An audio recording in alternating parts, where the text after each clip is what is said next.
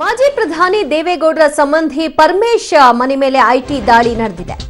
ಮಾಜಿ ಪ್ರಧಾನಿ ದೇವೇಗೌಡರ ಸಂಬಂಧಿ ಪರಮೇಶ್ ಮನೆ ಮೇಲೆ ಐಟಿ ದಾಳಿ ನಡೆದಿದೆ. ಪರಮೇಶ್ಗೆ ಸೇರಿದ ಲಾಕರ್ನಲ್ಲಿ ಬರೋಬ್ಬರಿ 6.5 ಕೋಟಿ ಹಣ ಪತ್ತೆಯಾಗಿದೆ. ಕವರ್ಗಳಲ್ಲಿ ಭದ್ರವಾಗಿ ಇಡಲಾಗಿತ್ತು. ಕೋಟಿ ಕಂತಿಯ ಹಣ. ಆ ದೃಶ್ಯವನ್ನ ನೋಡ್ತಾ ಇದ್ದೀರಿ. ಗುಡ್ಡೆ ಹಾಕಿದ್ದ ಹಣ ನೋಡಿ ಐಟಿ ಅಧಿಕಾರಿಗಳು ಫುಲ್ ಶಾಕ್ ಆಗಿದ್ದು, ಈ ಕೋಟಿ ಹಣವನ್ನ ಎಲೆಕ್ಷನ್ ಅಲ್ಲಿ ಹಂಚ್ಲಿಕ್ಕಾಗಿ ಸಂಗ್ರಹಿಸಿ ಇಡಲಾಗಿತ್ತಾ ಅನ್ನುವಂತಹ ಪ್ರಶ್ನೆಯನ್ನ ಎತ್ತಲಾಗಿದೆ. ಮೊನ್ನೆಯಷ್ಟೇ ಶಿವಮೊಗ್ಗದಲ್ಲಿ ಉದ್ಯಮಿ ಪರಮೇಶ್ ಮನೆ ಮೇಲೆ ದಾಳಿ ನಡೆದಿತ್ತು. ಶಿವಮೊಗ್ಗದಲ್ಲಿ ಶ್ರುತಿ ಮೋಟಾರ್ಸ್ ಶೋರೂಮ್ ಹೊಂದಿರುವಂತಹ HDD ಸಂಬಂಧಿ ಅವರ ಶೋರೂಮ್ ಮೇಲೆ ದಾಳಿಯನ್ನ ನಡೆಸಿ ಒಂದಷ್ಟು ದಾಖಲೆಗಳನ್ನ ಪರಿಶೀಲನೆ ನಡೆಸಿದ್ರು. ಈಗ ಮತ್ತಷ್ಟು ಹಣ ಪತ್ತೆಯಾಗಿದೆ. ಓಕೆ, ಕಂತೆ ಪಿಂಕ್ ನೋಟನ್ನ ಬಂಡಲ್ ಇಟ್ಟಿರುವಂಥದ್ದನ್ನ ನೋಡ್ತಾ ಇದ್ದೀರಿ. ಆ ದೃಶ್ಯದಲ್ಲಿ ಕೋಟಿ ಹಣ. ಈ ಹಣವನ್ನ ಎಲೆಕ್ಷನ್ಗೆ ಹಂಚಲಿಕ್ಕಾಗಿಯೇ ಸಂಗ್ರಹ ಮಾಡಲಾಗಿತ್ತ ಅನ್ನುವಂಥ ಪ್ರಶ್ನೆ ಈಗ ಐಟಿ ಅಧಿಕಾರಿಗಳು ಎತ್ತಿದ್ದಾರೆ.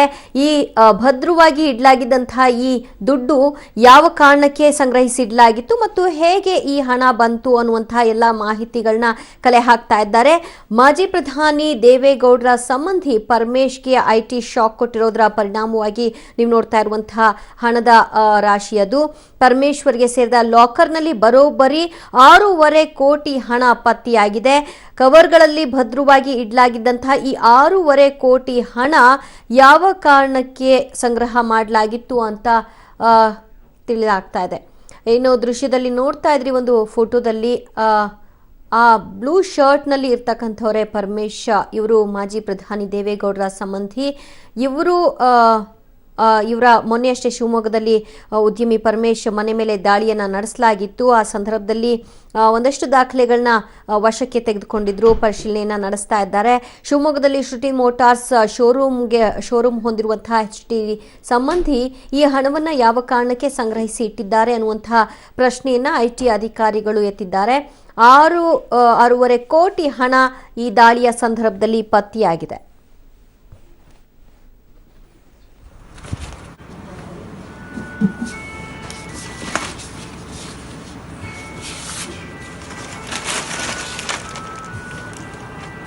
ಓಕೆ, ಕವರ್ಗಳಲ್ಲಿ, ಸಣ್ಣ ಬ್ಯಾಗ್ಗಳಲ್ಲಿ ಎಲ್ಲದರಲ್ಲೂ ಕೂಡ ಹಣದ ರಾಶಿಯನ್ನ ಇರಿಸಿರೋದನ್ನ ನೀವು ನೋಡ್ತಾ ಇದ್ದೀರಿ. ಪ್ಯಾಕ್ ಮಾಡಿ ಇಟ್ಟಿರುವಂತಹ ಹಣ ಎಲ್ಲಿ ಸಾಗಿಸ್ಲಿಕ್ಕಾಗಿ ಈ ರೀತಿಯಾಗಿ ಪ್ಯಾಕ್ ಮಾಡಿ ಇಡಲಾಗಿದೆ ಅನ್ನುವಂತಹ ಒಂದು ಪ್ರಶ್ನೆಯನ್ನ ಎತ್ತಿರುವಂಥದ್ದು. ಅವರ ಲಾಕರ್ನಲ್ಲಿ, ಪರಮೇಶ್ವರ್ ಅವರ ಲಾಕರ್ನಲ್ಲಿ ಸಿಕ್ಕಂತಹ ಹಣದ ಮೊತ್ತ 6.5 ಕೋಟಿ ರೂಪಾಯಿ. ಈ 6.5 ಕೋಟಿ ರೂಪಾಯಿನ ಸಣ್ಣ ಕವರ್ಗಳಲ್ಲಿ, ಬ್ಯಾಗ್ಗಳಲ್ಲಿ ಎಲ್ಲದರಲ್ಲೂ ಕೂಡ ಪ್ಯಾಕ್ ಮಾಡಿ ಇಡಲಾಗಿದೆ. ಯಾವ ಕಾರಣಕ್ಕಾಗಿ ಈ ರೀತಿಯಾಗಿ ಇಡಲಾಗಿದೆ ಅನ್ನುವಂಥ ಒಂದು ತನಿಖೆ ಕೂಡ ನಡೀತಾ ಇದೆ. ಪರಮೇಶ್ವರ್ಗೆ ಸೇರಿದಂತಹ ಲಾಕರ್ ಇದ್ದು, ಅವರ ಲಾಕರ್ನಲ್ಲಿ ಸಿಕ್ಕಿರುವಂತಹ ಹಣದ ಮೊತ್ತ 6.5 ಕೋಟಿ ರೂಪಾಯಿ. ಈ ಕೋಟಿ ಹಣವನ್ನ ಎಲೆಕ್ಷನ್ ಅಲ್ಲಿ ಹಂಚಲು ಸಂಗ್ರಹ ಮಾಡಲಾಗಿತ್ತ ಅನ್ನುವಂತಹ ಪ್ರಶ್ನೆಯನ್ನ ಐಟಿ ಎತ್ತಿರುವಂತದ್ದು. ಮೊನ್ನೆಯಷ್ಟೇ ಶಿವಮೊಗ್ಗದಲ್ಲಿ ಪರಮೇಶ್ ಮನೆ ಮೇಲೆ ದಾಳಿ ನಡೆದಿತ್ತು. ಶಿವಮೊಗ್ಗದಲ್ಲಿ ಶ್ರುತಿ ಮೋಟಾರ್ಸ್ ಶೋರೂಮ್ ಅನ್ನ ಪರಮೇಶ್ ಅವರು ಹೊಂದಿದ್ದಾರೆ. ಸೊ ಅಲ್ಲೂ ಕೂಡ ದಾಳಿಯನ್ನ ನಡೆಸಲಾಗಿತ್ತು. ಈಗ ಅವರ ಲಾಕರ್ನಲ್ಲಿ ಸಿಕ್ಕಿರ್ತಕ್ಕಂಥ ಹಣದ ರಾಶಿ ಇದು.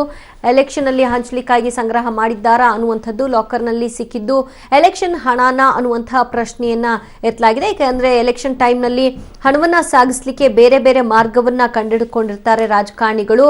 ಅದರ ಒಂದು ಭಾಗವಾಗಿ ಈ ಹಣವನ್ನ ಈ ರೀತಿ ಸಂಗ್ರಹ ಮಾಡಲಾಗಿತ್ತ ನೋಡ್ತಾ ಇದ್ರಿ. ಬಾಕ್ಸ್ಗಳನ್ನ ಓಪನ್ ಮಾಡಿದಷ್ಟು ಕೂಡ ಅಲ್ಲಿ ಚಿಕ್ಕ ಕವರ್ಗಳು, ಬ್ಯಾಗ್ಗಳಲ್ಲಿ ತುಂಬಿರಿಸಲಾಗಿರ್ತಕ್ಕಂಥ ಹಣವನ್ನ ಹೊರಕ್ಕೆ ತೆಗೆಯಲಾಗ್ತಾ ಇದೆ. ಸೊ ಆ ತೆಗೆದಿರ್ತಕ್ಕಂಥ ಹಣದ ಟೋಟಲ್ ಲೆಕ್ಕ 6.5 ಕೋಟಿ ಅಂತ ಈಗ ಹೊರಕ್ಕೆ ಗೊತ್ತಾಗ್ತಾ ಇದೆ. ಪಿಂಕ್ ನೋಟ್ಗಳನ್ನ ಯಾವ ರೀತಿಯಾಗಿ ರಬ್ಬರ್ ಹಾಕಿ ಇಟ್ಟಿದ್ದಾರೆ ಬ್ಯಾಗ್ಗಳಲ್ಲಿ ಅನ್ನೋದನ್ನ ನೀವು ಗಮನಿಸ್ತಾ ಇದ್ದೀರಿ. ಇದು ಮಾಜಿ ಪ್ರಧಾನಿ ದೇವೇಗೌಡರ ಸಂಬಂಧಿ ಪರಮೇಶ್ ಅವರ ಲಾಕರ್ನಲ್ಲಿ ಸಿಕ್ಕಿರುವಂತಹ ಹಣ.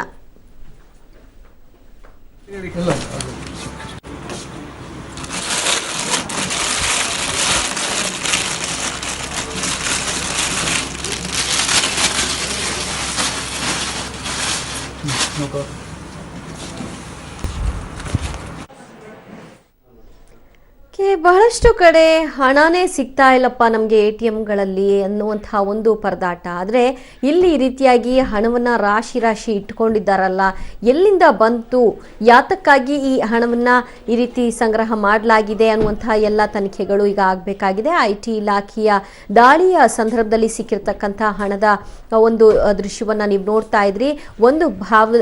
ಒಂದು ದೃಶ್ಯದಲ್ಲಿ ನೋಡ್ತಾ ಇದ್ರಿ ಫೋಟೋನ. ಅವರೇ ಪರಮೇಶ್ವರ್ ಅವರ ಮನೆಯ ಮೇಲೆ ದಾಳಿ ನಡೆದಿತ್ತು ಶಿವಮೊಗ್ಗದಲ್ಲಿ ಮೊನ್ನೆ. ಈಗ ಅವರ ಲಾಕರ್ಗಳನ್ನ ಪರಿಶೀಲನೆ ಮಾಡಿದಂತಹ ಸಂದರ್ಭದಲ್ಲಿ ಸಿಕ್ಕಿರುವಂತಹ ಹಣ ಇದು. ಕವರ್ ಮತ್ತು ಬ್ಯಾಗ್ಗಳಲ್ಲಿ ಯಾವ ರೀತಿಯಾಗಿ ಪಿಂಕ್ ನೋಟ್ 2000ದ ನೋಟನ್ನು ತುಂಬಿ ಇಡಲಾಗಿದೆ ಅನ್ನೋದನ್ನ ಗಮನಿಸ್ತಾ ಇದ್ದೀರಿ. ಒಳ್ಳೆ ರೇಷನ್ ಎಲ್ಲವನ್ನು ತುಂಬಿಡೋ ರೀತಿಯಾಗಿ ಹಣನ ತುಂಬಿಟ್ಟಿದ್ದಾರಲ್ಲ ಅನ್ನೋದನ್ನು ಕೂಡ ಈಗ ಎಲ್ಲರೂ ಮಾತನಾಡ್ಕೊಳ್ತಾ ಇರೋದು. ದೇವೇಗೌಡರ ಸಂಬಂಧಿಗೆ IT ಶಾಕ್ ಕೊಟ್ಟಿದ್ದು ಪರಮೇಶ್ವರ್ ಅವರ ಶಿವಮೊಗ್ಗದ ಮನೆಯ ಮೇಲೆ ದಾಳಿ ನಡೆದಿತ್ತು. ಅದಾದ ಬಳಿಕ ಈಗ ಅವರ ಲಾಕರ್ ಪರಿಶೀಲನೆಯನ್ನ ನಡೆಸಿರುವಂತಹ ಸಂದರ್ಭದಲ್ಲಿ ಲಾಕರ್ನಲ್ಲಿ ಹಣವನ್ನ 6.5 ಕೋಟಿ ಹಣವನ್ನ ಇಟ್ಟಿರೋದು ಯಾವ ಕಾರಣಕ್ಕೆ ಅನ್ನುವಂತಹ ಪ್ರಶ್ನೆಯ ಮೇಲೆ ಪರಿಶೀಲನೆ ನಡೀತಾ ಇದೆ. ನಂತರದ ದಿನಗಳಲ್ಲಿ ಇದು ಲೆಕ್ಕವನ್ನ ಪರಮೇಶ್ವರ್ ಅವರು ಇದಕ್ಕೆ ಯಾಕೆ ಈ ಹಣವನ್ನ ಸಂಗ್ರಹಿಸಿ ಇಟ್ಟಿದ್ದೀನಿ, ನನ್ನ ಉದ್ಯಮಿ ನಾನು ಹೇಳಿ ಕೇಳಿ ಅದಕ್ಕೆ ಹೂಡಿಕೆ ಮಾಡಲಿಕ್ಕೆ ನಾನು ಇದನ್ನ ಇಟ್ಟಿದ್ದೀನಿ ಅಂತನೋ ಮತ್ತೊಂದು ರೀಸನ್ಸ್ನ ಕೊಟ್ಟು ಅದು IT ಆಕ್ಸೆಪ್ಟ್ ಮಾಡಿಕೊಂಡ್ರೆ ಅದು ಇತ್ಯರ್ಥ ಆಗುತ್ತೆ. ಈ ಬಗ್ಗೆ ಹೆಚ್ಚಿನ ಡೀಟೇಲ್ಸ್ ಕೊಡ್ತಾರೆ ನಮ್ಮ ಪ್ರತಿನಿಧಿ ಹಾಲಸ್ವಾಮಿ. ಮೊನ್ನೆ ಅಷ್ಟೇ ಶಿವಮೊಗ್ಗದ ನಿವಾಸದಲ್ಲಿ ಅವರ ಮನೆ ಮೇಲೆ ದಾಳಿ ನಡೆಸಿದ್ರು. ಸೊ ಆ ಸಂದರ್ಭದಲ್ಲಿ ಏನೆಲ್ಲ ದಾಖಲೆಗಳು ಸಿಕ್ಕಿವೆ ಮತ್ತು ಈಗ ನಡೆದಿರ್ತಕ್ಕಂಥ ಲಾಕರ್ ಪರಿಶೀಲನೆಯಲ್ಲಿ 6.5 ಕೋಟಿ ಸಿಕ್ಕಿದೆ. ಇದಕ್ಕೆ IT ಏನ್ ಪ್ರಶ್ನೆ ಎತ್ತಿದೆ? ದಿವ್ಯಜ್ಯೋತಿ ಮೊನ್ನೆ ಹೇಳಿದಂತೆ ಮಾರ್ಚ್ 28ನೇ ತಾರೀಕು ಶಿವಮೊಗ್ಗದಲ್ಲಿ ಮೊದಲ ಬಾರಿಗೆ IT ರೇಡ್ ಆಯಿತು. ದೇವೇಗೌಡರ ಸಂಬಂಧಿಯವರಿಗೆ ಸೇರಿದಕ್ಕಂಥ 2 ಶೋರೂಮ್, DT ಪರಮೇಶ್ವರ್ ಅವರಿಗೆ ಸೇರಿದಂಥ ಒಂದು ಶ್ರುತಿ ಮೋಟಾರ್ಸ್ ಮತ್ತು ಇನ್ನೊಂದು ನೆಕ್ಸಾ ಶೋರೂಮ್, 2 ಶೋರೂಮು ಮತ್ತು ಅವರಿಗೆ ಸೇರಿದಂಥ ಮನೆ, 3 ಕಡೆ ಸತತವಾಗಿ 20 ಗಂಟೆಗಳ ಕಾಲ 3 ತಂಡಗಳಲ್ಲಿ 8ರಿಂದ 10 ಜನ ಇದ್ದಂಥ ಅಧಿಕಾರಿಗಳು ತಪಾಸಣೆ ಮಾಡಿ ಒಂದಷ್ಟು ದಾಖಲೆಗಳನ್ನು ಅವತ್ತು ತೆಗೆದುಕೊಂಡು ಹೋಗಿದ್ರು. ಅದರ ದಾಖಲೆಗಳು ತೆಗೆದುಕೊಂಡು ಹೋದ ಹಿನ್ನೆಲೆಯಲ್ಲಿ ನಿನ್ನೆ ದಿನ ಇನ್ನೊಮ್ಮೆ ಬಂದಂಥ IT ಅಧಿಕಾರಿಗಳು ಬ್ಯಾಂಕ್ ಲಾಕರ್ಗಳನ್ನು ಅವತ್ತು ಓಪನ್ ಮಾಡೋಕ್ಕಾಗಿರಲಿಲ್ಲ. ನಿನ್ನೆ ಬ್ಯಾಂಕ್ ಲಾಕರ್ನ ಓಪನ್ ಮಾಡಿದಾಗ ಶಿವಮೊಗ್ಗದ ಒಂದು ರಾಷ್ಟ್ರೀಕೃತ ಬ್ಯಾಂಕ್ ಅಂತ ತಿಳಿದು ಬಂದಿದೆ. ಆ ಬ್ಯಾಂಕ್ನ ಲಾಕರ್ ಓಪನ್ ಮಾಡಿದಾಗ 6.5 ಕೋಟಿ ಹಣ ಸಿಕ್ಕಿದೆ. ಈ ಹಣವನ್ನು ವಶಪಡಿಸಿರ್ತಕ್ಕಂಥ IT ಈಗ ಪರಮೇಶ್ವರ್ ಅವರಿಗೆ ನೋಟಿಸ್ ಕೊಟ್ಟಿದೆ. ಈ ಹಣದ ಮೂಲ ಯಾವುದು, ಇದನ್ನು ತಕ್ಷಣ ತಿಳಿಸಿ ಅಂತಂತೇಳಿ. ಈ ಮಟ್ಟಿಗೆ ನಾವು ಹಣವನ್ನು ಯಾವುದೇ ವಹಿವಾಟುದಾರ ಬ್ಯಾಂಕ್ನ ಲಾಕರ್ನಲ್ಲಿಡೋ ಅದು ಶಂಕಾಸ್ಪದ ಅನ್ನೋ ಕಾರಣಕ್ಕೋಸ್ಕರ ಇದು ನೋಟಿಸ್ನ ಇಶ್ಯೂ ಮಾಡಿದೆ ದಿವ್ಯಜ್ಯೋತಿ. ಆದರೆ ಈಗ ಇದನ್ನ ಜಪ್ತಿ ಮಾಡಲಾಗಿದೆಯಾ ಸ್ವಾಮಿ? ಹೌದು, ಖಂಡಿತ 6.5 ಕೋಟಿನ ಜಪ್ತಿ ಮಾಡಿ ಇದಕ್ಕೆ ಸೂಕ್ತ ದಾಖಲೆಗಳನ್ನ ಕೇಳಿದ್ದಾರೆ. ದಾಖಲೆಗಳನ್ನ ಕೇಳಿ ಅದಕ್ಕೆ ಸಮರ್ಪಕವಾದಂಥ ದಾಖಲೆಗಳನ್ನ ಒದಗಿಸಿದ್ರೆ ಆ ಹಣ ಸಕ್ರಮವಾದಂಥ ಹಣ ಅಂತ ಆಗತ್ತೆ. ಇಲ್ಲ ದಾಖಲೆಗಳನ್ನ ಒದಗಿಸೋದ್ರಲ್ಲಿ ಅವರು ವಿಫಲ ಆದ್ರೆ ಮಾಡ್ತೀನಿ. ಈ ಕುರಿತಾಗಿ ಮಾತನಾಡಲಿಕ್ಕೆ ಬಿಜೆಪಿ ಮುಖಂಡ ಹಾಗೂ ಮಧುಸೂದನ್ ಅವರು ನಮ್ಮ ಜೊತೆಗೆ ದೂರವಾಣಿ ಸಂಪರ್ಕದಲ್ಲಿದ್ದಾರೆ. ಸರ್ ನಮಸ್ತೆ. ನಮಸ್ತೆ ಮೇಡಮ್. ಪದೇ ಪದೇ IT ದಾಳಿ ಆಗ್ತಾ ಇರೋದನ್ನ ಎಲ್ಲರೂ ಕೂಡ ಶಂಕಿಸ್ತಾ ಇದ್ದಾರೆ, ಪ್ರಶ್ನೆ ಎತ್ತುತ್ತಾ ಇದ್ದಾರೆ. ಮೊದಲೇದಾಗಿ ಅದಕ್ಕೆ ನಿಮ್ಗಿರ್ತಕ್ಕಂಥ ಉತ್ತರ ಏನು? ಮೇಡಮ್, ಕಳೆದ 3, 4, 5, 6 ತಿಂಗಳುಗಳಲ್ಲಿ ರಾಜ್ಯ ಸರ್ಕಾರ ಅನೇಕ PWD ಮತ್ತು ಇರಿಗೇಷನ್ ಡಿಪಾರ್ಟ್ಮೆಂಟ್ ನ ಆಯ್ದಂತಹ ಕೆಲವು ಕಾಂಟ್ರಾಕ್ಟರ್ಗಳಿಗೆ ಹಣವನ್ನು ಬಿಡುಗಡೆ ಮಾಡಿದೆ. ಪೂರ್ಣ ಕಾಮಗಾರಿ ಆದ್ರೆ ಬಿಡುಗಡೆ ಆಗದೆ ಇರುವಂತಹ ಹಣ ಅನೇಕ ಬಾರಿ ಯಾವುದೇ ಕಾಮಗಾರಿಯೇ ಆಗದೆ ಇರುವಂತ ಕಾಂಟ್ರಾಕ್ಟರ್ಗಳಿಗೆ ಅಂತ ಕಾಮಗಾರಿಗಳಿಗೆ ಹಣ ಬಿಡುಗಡೆ ಆಗ್ತಾ ಇದೆ. ಅಂತ ಯಾರ್ಯಾರು ಜನ ಇದ್ದಾರೆ, ಕಾಂಟ್ರಾಕ್ಟರ್ಗಳು ಯಾರಿದ್ದಾರೆ, ಯಾರು ಕಾಮಗಾರಿನೇ ಮಾಡದೆ ಹಣ ತೆಗೆದುಕೊತಾ ಇದ್ದಾರಲ್ಲ ಅನ್ನೋದ್ರ ಬಗ್ಗೆ ಇನ್ಕಮ್ ಟ್ಯಾಕ್ಸ್ ದವರು ಬಹುಶಃ ಬೆನ್ನು ಹತ್ತಿದ್ದಾರೆ. ಈ ಲಿಸ್ಟ್ ನ ಕೊಟ್ಟಿದ್ದೆ ಬಿಜೆಪಿ ಅನ್ನೋ ಮಾತುಗಳು ಕೇಳಿ ಬರುತ್ತೆ ಸರ್. ಮೇಡಮ್, ಬಿಜೆಪಿ ಅವ್ರು ಯಾಕೆ ಕೊಡಬೇಕು ಮೇಡಮ್ ಇದನ್ನ ಲಿಸ್ಟ್ ನ? ಇದನ್ನ PWD ಡಿಪಾರ್ಟ್ಮೆಂಟ್ ನಲ್ಲಿ ಇರುವಂತ ಯಾವ್ದಾರು ಒಬ್ಬ ಸಾಮಾನ್ಯ SDC ಕೊಡ್ತಾನೆ ಇದನ್ನ. ಚುನಾವಣೆಯಲ್ಲಿ PWD department go to any irrigation department dispatch clerk ನ ಕೇಳ್ತು ಅಂತಂದ್ರೆ ಅವ್ನು ಇದನ್ನ ಕೊಡ್ತಾನ. ಅವನು ಯಾರ್ಯಾರಿಗೆ ಪೇಮೆಂಟ್ ಆಯ್ತಪ್ಪ ಅಂದ್ರೆ ಇಂತಿಂತವ್ರು ಪೇಮೆಂಟ್ ಆಯ್ತು ಸರ್ ಅಂತ. ಅವ್ನು ಹಿಂದ್ ಗೊತ್ತಿಲ್ಲ ಮುಂದೆ ಗೊತ್ತಿಲ್ಲ. ಎಷ್ಟೆಷ್ಟು ಪೇಮೆಂಟ್ ಆಯ್ತು ಅಂದ್ರೆ ಇಷ್ಟು 6 ಕೋಟಿ ಆಯ್ತು ಸರ್, 12 ಕೋಟಿ ಆಯ್ತು ಸರ್, 10 ಕೋಟಿ ಆಯ್ತು. 1344 ಕೋಟಿ ರೂಪಾಯಿ ಪೇಮೆಂಟ್ ಮಾಡಿದ್ದಾರೆ ಕಳೆದ 3 ತಿಂಗಳಲ್ಲಿ. ಓಕೆ, ಗುತ್ತಿಗೆದಾರರ ಮೇಲೆ ಆದಂತಹ ದಾಳಿ ಅದನ್ನ ಇನ್ನೊಂದು ಅರ್ಥದಲ್ಲಿ ನೋಡ್ಬೋದು. ಆದ್ರೆ JDS ನ ಆಪ್ತರು ಸಂಬಂಧಿಗಳು ಅವರ ಮನೆಯ ಮೇಲೆ ಅವರ ಇಲಾಖೆಗಳ ಮೇಲೆ ಕಚೇರಿ ಮೇಲೆ ದಾಳಿ ನಡೀತಾ ಇದೆ ಅಂತಂದ್ರೆ ಇದು ಚುನಾವಣೆಯಲ್ಲಿ ಎಲ್ಲವೂ ಸಹ ತಮ್ಮ ಆಪ್ತರಾದಂತಹ ಕಾಂಟ್ರಾಕ್ಟರ್ಗಳಿಗೇನೆ. ನಿಮಗೆ JDS ಅಂತಂದ್ರೆ ಇದು ಕಾಂಟ್ರಾಕ್ಟರ್ಗಳ ಪಾರ್ಟಿ. ಇದು ರೇವಣ್ಣವ್ರಿಗೆ ಬೇರೆ ಇನ್ಯಾರು ಪರಿಚಯನೇ ಇಲ್ಲ. PWD ಕಾಂಟ್ರಾಕ್ಟರ್ಗಳು ಬಿಟ್ರೆ ಬೇರೆ ಇನ್ಯಾರು ಪರಿಚಯನೇ ಇಲ್ಲ ರೇವಣ್ಣವ್ರಿಗೆ. ಓಕೆ, ಸೊ ಚುನಾವಣೆಗೆ ಬೇಕಂತಾನೆ ಈ ರೀತಿ ಮಾಡಿದ್ದಾರೆ ಅಂತನಾ ಮೇಡಮ್? ಹೌದು ಮೇಡಮ್, ಕಾಮಗಾರಿ ಆದಂತವ್ರಿಗೆ ದುಡ್ಡು ಕೊಟ್ಟಿಲ್ಲ ಇವ್ರು ಇಲ್ಲಿ ತನಕ ತುಂಬಾ ಜನರಿಗೆ. ಮೈಸೂರಿನಲ್ಲಿ DC ಆಫೀಸು ಬಿಲ್ಡಿಂಗು ಕಟ್ಟಿ ಆಗಲೇ 1 ವರ್ಷ ಆಗ್ತಾ ಬಂತು, ಹತ್ರ 6 ತಿಂಗಳು ಆಗ್ತಾ ಬಂತು. ಹಾಗಿದ್ರೆ ಯಾಕಿನ್ನು ಉದ್ಘಾಟನೆ ಆಗಿಲ್ಲ ಅಂತಂದ್ರೆ ಆ ಬಿಲ್ಡಿಂಗ್ ಕಾಂಟ್ರಾಕ್ಟರ್ಗೆ ಇನ್ನೂ ದುಡ್ಡು ಕೊಟ್ಟಿಲ್ಲ ಇವರು. ಈ ತರ ಅನೇಕ ಕಡೆ ಇದಾವೆ. ಅನೇಕ ಜನ ಕಾಂಟ್ರಾಕ್ಟರ್ಗೆ ಯಾಕೆ ದುಡ್ಡು ಕೊಡ್ತಾರೆ ಇವರು? ಓಕೆ, ಹೀಗೊಂದು ವೇಳೆ ಆಗ್ತಿದೆ ಅನ್ನೋದೇ ಆದ್ರೆ ಅದನ್ನ ಪ್ರತಿಪಕ್ಷವಾಗಿ ತಾವೇನ್ ಮಾಡ್ತಾ ಇದ್ದೀರಿ? ತಾವ್ಯಾರು ದನಿ ಎತ್ತಾ ಇಲ್ಲ. ಬಟ್ IT ನಿಮ್ಮ ಗಮನ ತರಬೇಕಾ ಇದನ್ನ? ಮೇಡಮ್ ಕೇಳಿ ಮೇಡಮ್ ಒಂದ್ ಸ್ವಲ್ಪ. ಎಸ್ ಪ್ಲೀಸ್ ಹೇಳಿ. ಪ್ರತಿಪಕ್ಷವಾಗಿ ನಾವು ಕೇಳಬೇಕಾದ್ರೆ ಸದನ ನಡಿಬೇಕು. ಸದನ ನಡೆಯೋದ್ ಬಿಟ್ರೆ ಬೇರೆ ಸಮಯದಲ್ಲಿ ನಮ್ಮ ಮಾತು ಕೇಳಲ್ಲ. ಮತ್ತೆ ಯಾವ್ಯಾವ ಡಿಪಾರ್ಟ್ಮೆಂಟ್ ನಲ್ಲಿ ಯಾರ್ಯಾರಿಗೆ ಅವ್ರು ಪೇಮೆಂಟ್ ಮಾಡೋದಕ್ಕೂ ವಿರೋಧ ಪಕ್ಷದವ್ರು ಕೇಳಕ್ಕೂ ಯಾವ ಸಂಬಂಧನೂ ಇಲ್ಲ.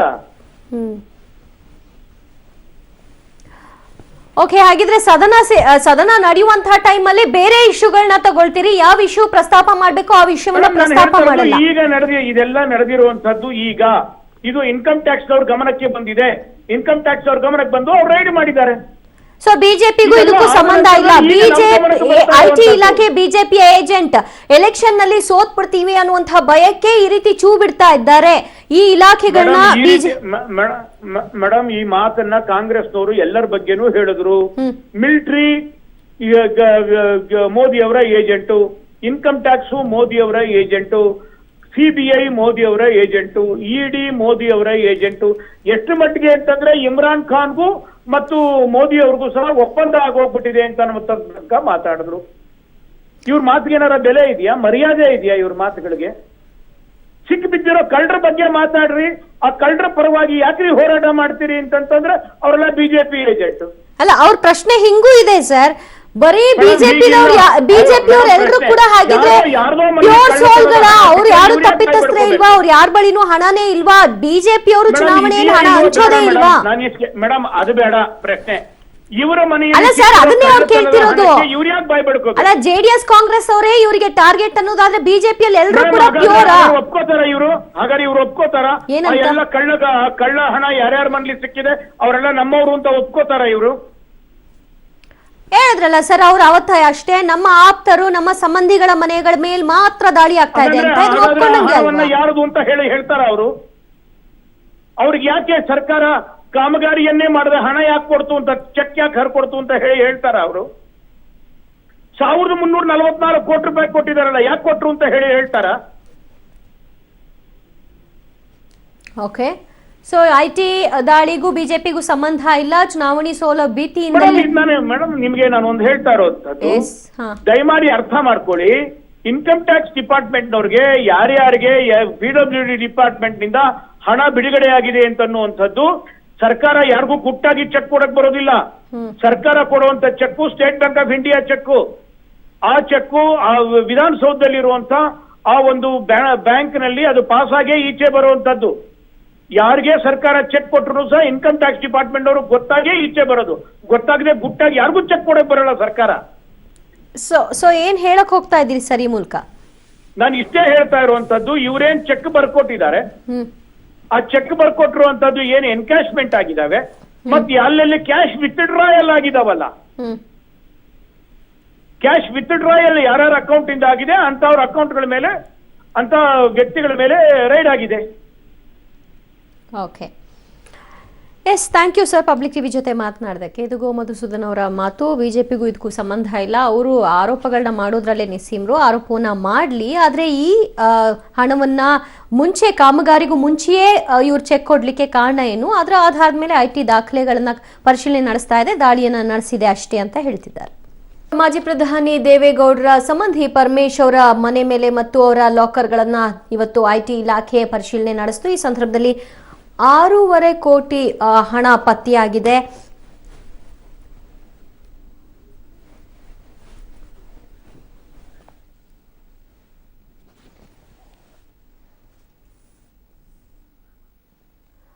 ಓಕೆ, ನೋಡ್ತಾ ಇದ್ದೀರಿ ಒಂದು ದೃಶ್ಯದಲ್ಲಿ ಅವರೇ ಪರಮೇಶ್ ಅವರ ಮನೆಯ ಮೇಲೆ ಮತ್ತು ಅವರ ಲಾಕರ್ಗಳ ಪರಿಶೀಲನೆ ಇವತ್ತು IT ಇಲಾಖೆ ನಡೆಸಿರುವಂಥದ್ದು. ಮತ್ತೊಂದು ದೃಶ್ಯ, 2,000 ಪಿಂಕ್ ನೋಟ್ಗಳನ್ನ ಕಂತೆ ಮಾಡಿ ಅದನ್ನ ಕವರ್ಗಳಲ್ಲಿ ಬ್ಯಾಗ್ಗಳಲ್ಲಿ ಇರಿಸಲಾಗಿದೆ. ಅದನ್ನ ಲಾಕರ್ಗಳಲ್ಲಿ ಹಾಗೆ ಇರಿಸಲಾಗಿತ್ತು. ಯಾವ ಕಾರಣಕ್ಕಾಗಿ ಈ ಹಣ ಇಲ್ಲಿದೆ, ಯಾವ ಕಾರಣಕ್ಕಾಗಿ ಹೀಗೆ ಪ್ಯಾಕ್ ಮಾಡಿಟ್ಟಿದ್ದೀರಿ, ಇದರ ಮೂಲ ಏನು ಇತ್ಯಾದಿ ಪ್ರಶ್ನೆಗಳನ್ನ ಈಗ IT ಇಲಾಖೆ ಎತ್ತಿರುವಂಥದ್ದು. ಅದಕ್ಕೆ ಸೂಕ್ತ ಮಾಹಿತಿಗಳನ್ನ, ದಾಖಲೆಗಳನ್ನ ಪರಮೇಶ್ ಅವರು ನೀಡಬೇಕಾಗಿದೆ. ಅದನ್ನ ಕಾರಣ ಕೇಳಿ ನೋಟಿಸ್ ಅನ್ನ IT ಇಲಾಖೆ ಕೊಟ್ಟಿದೆ. ಈ ಬಗ್ಗೆ ಇನ್ನಷ್ಟು ಮಾಹಿತಿ ನೀಡ್ತಾರೆ ನಮ್ಮ ಪ್ರತಿನಿಧಿ ಮುರಳೀಧರ್. ಮುರಳಿ, IT ಇಲಾಖೆ ದಾಳಿ ನಡೆಸಿದಂತಹ ಸಂದರ್ಭದಲ್ಲಿ ಈ 6.5 ಕೋಟಿ ಹಣ ಮಾತ್ರ ಸಿಕ್ಕಿದೆಯೋ ಅಥವಾ ಇನ್ನೂ ಏನಾದರೂ ಬೇರೆ ಮಾಹಿತಿಗಳು ಸಿಕ್ಕಿಯಾ?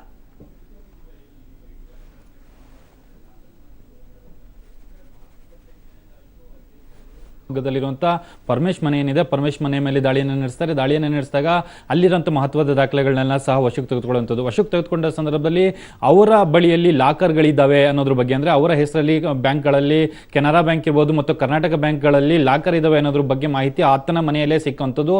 ಅದಕ್ಕೆ ಸಂಬಂಧಪಟ್ಟ ದಾಖಲೆಗಳು ಸಹ IT ಅಧಿಕಾರಿಗಳು ವಶಕ್ಕೆ ತೆಗೆದುಕೊಳ್ತಾರೆ. ವಶಕ್ಕೆ ತೆಗೆದುಕೊಂಡ ನಂತರ ಆತನ ಬಳಿಯಲ್ಲಿ ಈ ಲಾಕರ್ ಕೀ ಏನಿದೆ, ಆ ಲಾಕರ್ ಕೀಗಳನ್ನ ಕೊಡಬೇಕು ಅಂತ ಹೇಳಿ ಕೇಳಿದಾಗ IT ಅಧಿಕಾರಿಗಳಿಗೆ ಆತ ಬೇರೆ ರೀತಿಯ ಆನ್ಸರ್ ಅನ್ನ ಮಾಡ್ತಾನೆ. ನಾನು ಆ ಕೀಗಳನ್ನ ಎಲ್ಲೋ ಕಳೆದುಕೊಂಡ್ಬಿಟ್ಟಿದ್ದೀನಿ, ಅದು ಎಲ್ಲಿದೆ ಅನ್ನೋದ್ರ ಬಗ್ಗೆ ನನಗೆ ಯಾವುದೇ ರೀತಿಯ ಸ್ಪಷ್ಟವಾದ ಮಾಹಿತಿ ಇಲ್ಲ ಅಂತ ಹೇಳಿ ಹೇಳುವಂಥದ್ದು.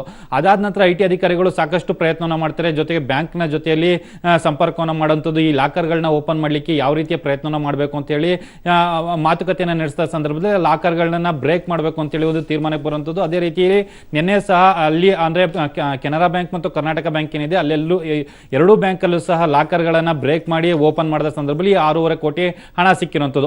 ಅಂದ್ರೆ ಟೋಟಲ್ ಏನು ಅಂದ್ರೆ ಮಾರ್ಚ್ 28ನೇ ತಾರೀಕು ಮಂಡ್ಯ ಇರ್ಬೋದು, ಮೈಸೂರು ಇರ್ಬೋದು ಮತ್ತು ಶಿವಮೊಗ್ಗ ಇರ್ಬೋದು ಮತ್ತೆ ಹಾಸನ, ಈ ಎಲ್ಲಾ ಕಡೆಯಲ್ಲೂ ಸಹ ಸಾಕಷ್ಟು ದಾಳಿ ನಡೀತು. ದಾಳಿ ನಡೆದ ಸಂದರ್ಭದಲ್ಲಿ ಒಂದು ಕಡೆ ಅಂದ್ರೆ ಶಿವಮೊಗ್ಗದ ಒಂದು ಕಡೆಯಲ್ಲಿ 6.5 ಕೋಟಿ ಹಣ ಸಿಕ್ಕಿರುವಂಥದ್ದು.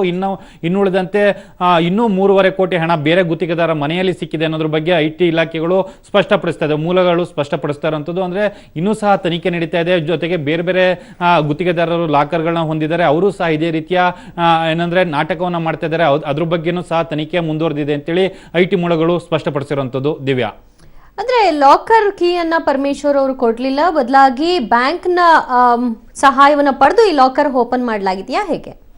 ಅಂದ್ರೆ ಒಂದಷ್ಟು IT ಮೂಲಗಳು ಮಾಹಿತಿ ಸ್ಪಷ್ಟಪಡಿಸ್ತಾ ಹೋಗುತ್ತೆ. ಅಂದ್ರೆ ಮಾರ್ಚ್ 28ನೇ ತಾರೀಕು ದಾಳಿ ನಡೆಯುತ್ತೆ. ದಾಳಿ ನಡೆದು 29ನೇ ತಾರೀಕು ಬೆಳಗಿನ ಜಾವ 11 ಗಂಟೆ ಅಂದ್ರೆ ಸರಿಸುಮಾರು 10 ರಿಂದ 11 ಗಂಟೆ ಒಳಗಡೆ ಈ IT ದಾಳಿ ಸಂಪೂರ್ಣವಾಗಿ ಮುಗಿಯುವಂಥದ್ದು.